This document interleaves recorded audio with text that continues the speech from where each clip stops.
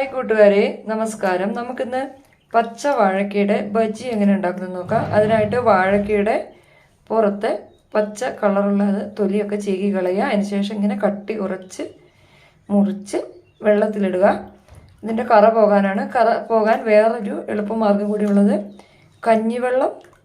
കഞ്ഞി വാർത്ത വെള്ളത്തിൽ ഇട്ട് വെച്ചാൽ വേഗം കറ പോകുന്നതാണ്.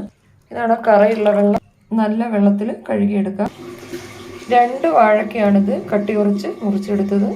നമുക്ക് ഈ ബജ്ജിക്ക് വേണ്ട ബാറ്റർ തയ്യാറാക്കാം. അതിനായിട്ട് 1 ഗ്ലാസ് കടലമാവ്, 1/2 ഗ്ലാസ് അരിപ്പൊടി, അത് നമ്മുടെ ബജ്ജി ക്രിപ്സി ആയിട്ടിരിക്കാനാണ്, 1 ടീസ്പൂൺ വെളുത്തുള്ളി ഇഞ്ചി പേസ്റ്റ്, 1/2 ടീസ്പൂൺ മുളക് പൊടി,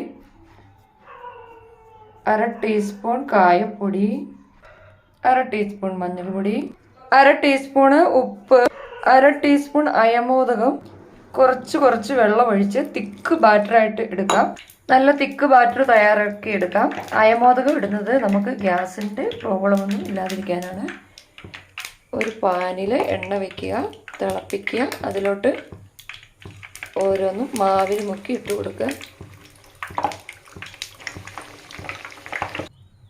നല്ല ക്രിപ്സി ആയിട്ടുള്ള ബജ്ജി റെഡി ആയിട്ടുണ്ട്. നമുക്ക് കൂടുതൽ എരിവ് ഉപ്പും ഒക്കെ ഇഷ്ടമുള്ളവർക്ക് കുറച്ചുകൂടി ഉപ്പും എരിവെല്ലാം ഇടാം. തീ കുറച്ച് വെച്ച് ലോ ഫ്ലെയിമിലിട്ടിട്ട് വേവിക്കണം. അല്ലെങ്കിൽ ഇതിൻ്റെ ഉള്ളിലെ പച്ചവാഴയ്ക്ക വേവത്തില്ല. നമുക്ക് ബാക്കിയുള്ളത് കൂടി ഇതിൻ്റെ അകത്തിട്ട് കൊടുത്ത് ഫ്രൈ ചെയ്തെടുക്കാം.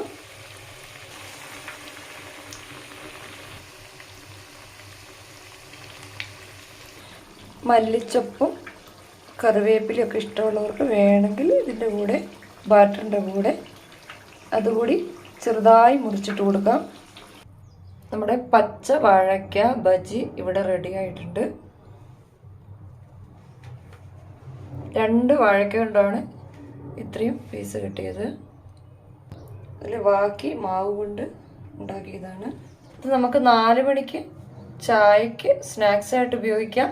ഉച്ചയ്ക്ക് ചോറിന് ഒരു മീൻ വറുത്തതൊക്കെ പോലെ ഫ്രൈ ആയിട്ട് കഴിക്കാം.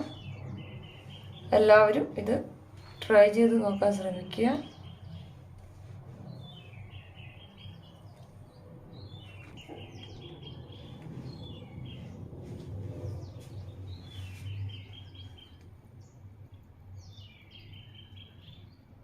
Thank you.